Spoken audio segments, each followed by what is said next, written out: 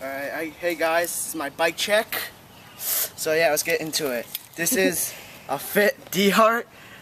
Yeah, it's pretty good, small though, but whatever. Then I got Animal Piffs bars. I got Animal Edwin grips.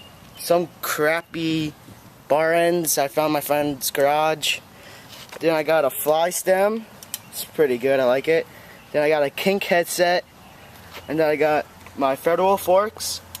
Pretty boss. Then I got my Madera V2 Pilot laced to my Odyssey hazard light. Then I got some random Fit peg shit. Then I got my G Sport gland.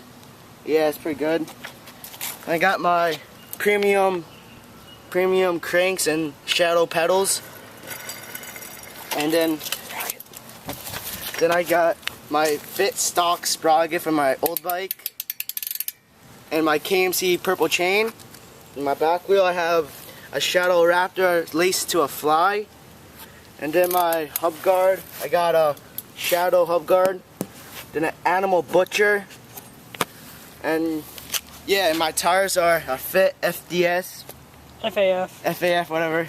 Then a Fit stock in the front. Yeah, nipples.